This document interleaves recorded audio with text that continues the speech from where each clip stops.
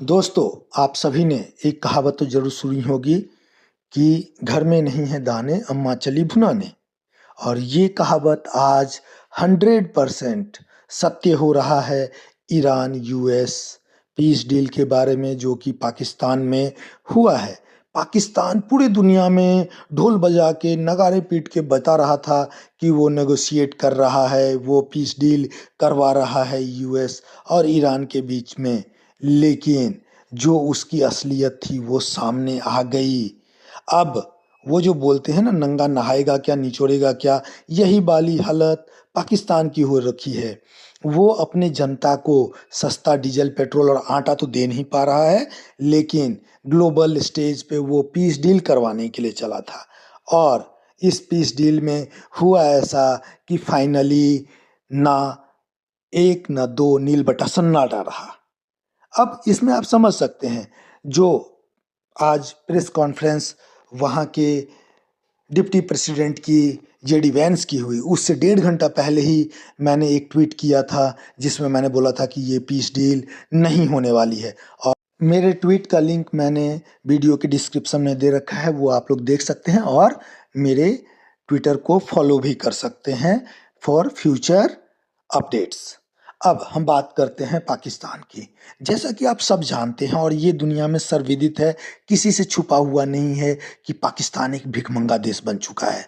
सिर्फ dress change कर लेने से कोई बड़ा डिप्लोमेट नहीं बन जाता है। जैसा कि उसने दिखाया, बड़े मीडिया पे हाइपोथेटिकली इन चीज़ों को पोर्ट्रे किया गया कि वहाँ के जनरल आसिम मुनीर ने, जो कि फील्ड मार्शल हैं, फेल हो चुके हैं ऑपरेशन सिंदूर में, और वो अपने आप को फील्ड मार्शल बना लिया। उसने ईरान के जो लीडर्स थे उसके साथ जब उसको रिसीव करने के लिए गया तो मिलिट्री ड्रेस में गया, और जब यूएस के लीडर्स को रिसीव करने के लिए गया तो वो एक फॉर्मल ड्रेस में गया। और इसको उसने एक बड़ी वाली कूटनीतिक जीत बताई और पूरी दुनिया में पोर्ट्रे किया कि वो बहुत ही ज़बरदस्त काम कर रहा है। लेकिन जो रिजल्ट रहा वो नील बट्टा सन्नाटा, मतलब कुछ भी नहीं हो पाया। ईरान अपने घर, यूएस अपने घर। क्योंकि मैं आपको एक चीज बता देना चाहता हूं, इस डील में यूएस सारा कुछ अपना दांव पे लगा चुका है और ईरान के पास हारने के लिए कुछ भी नहीं है। क्योंकि ईरान को जो भी मिलेगा वो आगे अच्छा ही मिलने वाला है। क्योंकि स्ट्रेट ऑफ हॉर्मुज जो आज से पहले बिल्कुल रॉयल्टी फ्री था, आज के डेट में ईरान वहाँ से रॉयल्टी वसूल कर रहा है, वहाँ से टोल टैक्स वसूल कर रहा है। बट यूएस को क्या मिला?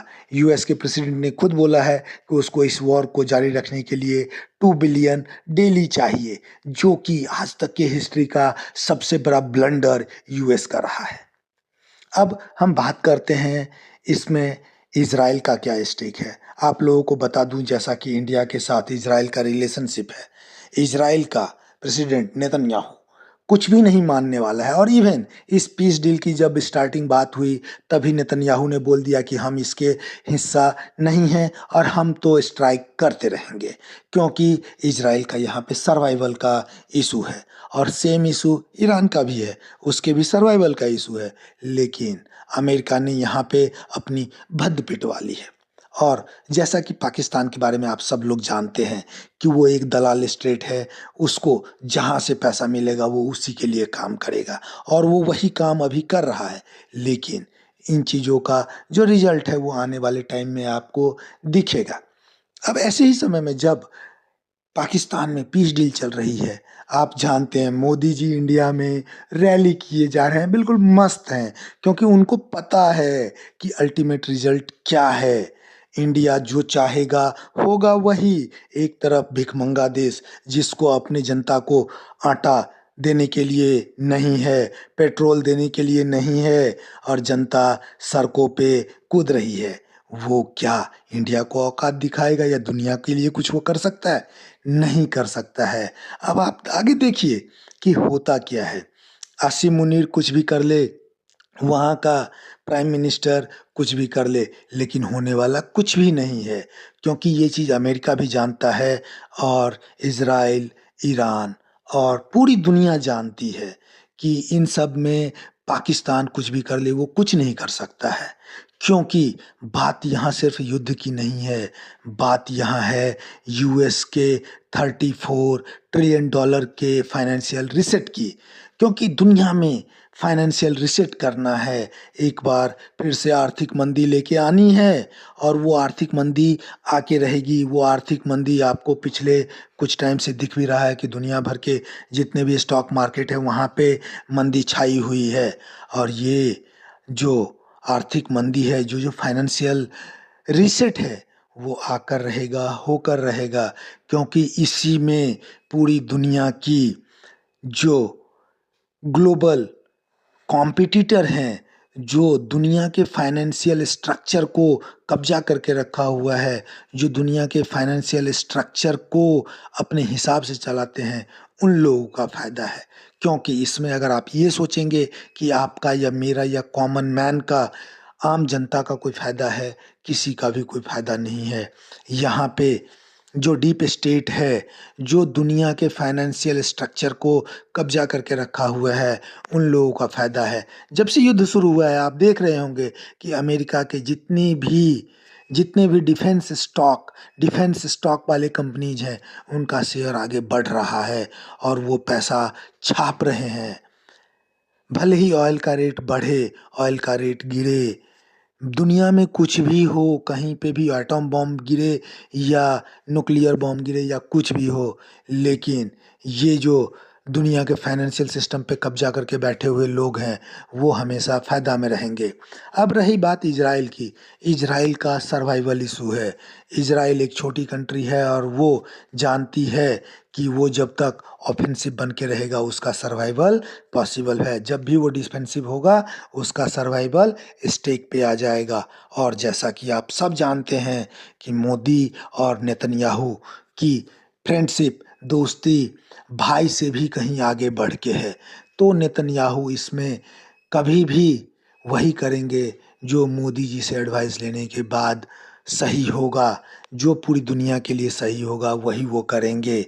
चाहे ट्रंप कितना भी ट्वीट कर ले, अमेरिका कितना भी ताकत लगा ले, वो चाहे अपनी सारी जो उसकी डिफेंस एसेट है उसको बर्बाद करवा ले, जैसा कि उसने बताया कि वो अपने पायलट को वापस लेके आने के लिए सब कुछ किया, लेकिन वो क्या हुआ वो दुनिया की नज़रों में है। मैं उसके ऊपर में बहुत ज़्यादा बात नहीं करने वाला हूँ।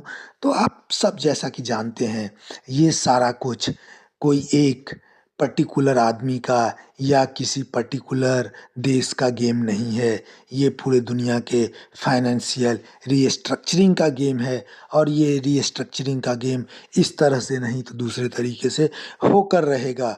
आप लोग मेरी इन बातों को याद कर लीजिए। अगर आप चाहते हैं कि फ्यूचर में आप इन चीज़ों को याद करें जब आपके साथ होगा, तो आप मेरा वीडियो शेयर करके रख लीजिए, आप वीडियो को लाइक करके रख लीजिए, आप वीडियो को सब्सक्राइब करके रख लीजिए, चैनल को सब्सक्राइब करके रख लीजिए और अपने प्लेलिस्ट में इसको सेव करके रख लीजिए। जब फ्यूचर में आप अगले 1-2 सालों में जा कर के देखेंगे कि ग्लोबल फाइनेंशियल रिस्ट्रक्चरिंग कैसे हुई, तो आप इस वीडियो को ज़रूर पाएंगे और ये आपको याद दिलाएगा कि जो राकेश ने बताया था वो सही था या गलत था। तब आप मेरे को ट्विटर पे या यूट्यूब पे मैसेज करके आप बता सकते हैं। तो दोस्तों, ये मेरा आपसे वादा है कि जो मैं बता रहा हूँ वो आए हुए समय में, आने वाले समय में बिल्कुल 100% सत्य हो के रहेगा। आप इसको प्रूफ के तौर पर अपने पास सब्सक्राइब और सेव करके रख सकते हैं। धन्यवाद।